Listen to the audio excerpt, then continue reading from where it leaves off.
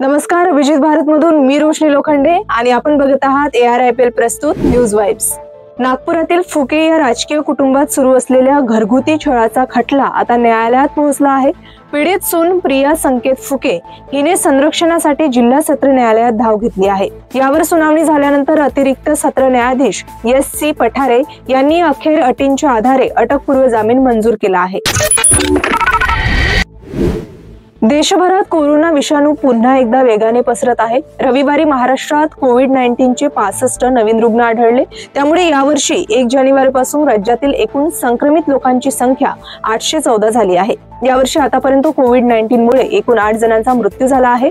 त्यापैकी 7 जणांना आधीच इतर गंभीर आजार होते। मणिपूरमध्ये नद्यांना पूर आल्याने आणि बांध तुटल्याने 19,000हून अधिक लोक प्रभावित झाले आहेत, तर 3,000हून अधिक घरांचे नुकसान झाले आहे। आसाममध्ये सुद्धा पूर आणि भूस्खलनामुळे 10 जणांचा मृत्यू झाला, तर 20हून अधिक जिल्ह्यांमध्ये 4 लाखांहून अधिक लोक प्रभावित झाले आहेत। सौदी अरेबिया सरकारने हजसाठी मक्काला जाणाऱ्या 2.5 लाखांहून अधिक लोकांना मक्कामध्ये प्रवेश करण्यापासून रोखले आहे। मक्कामधील गर्दी कमी करण्याच्या दृष्टीने सौदी अरेबियाने हा निर्णय घेतला आहे। ज्यांच्याकडे हज परमिट नाही अशा लोकांना मक्काला जाण्यापासून सरकारने रोखले आहे।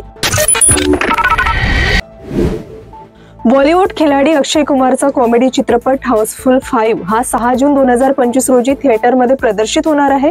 या चित्रपटाचे बुकिंग सुरू झाले असून 3 कोटींपेक्षा जास्त रुपयांची तिकिटे बुक झाली आहेत।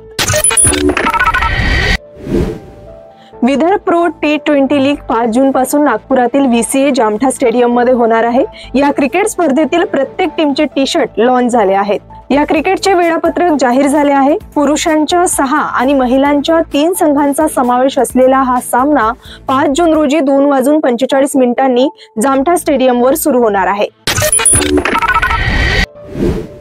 न्यूज वाइब्स मधील मुख्य घडामोडी इथेच संपतात। उद्या पुन्हा भेटूया नवीन घडामोडींसह। तोपर्यंत बघत रहा अभिजित भारत। अभिजित भारत, पहुंचे हर खबर तक।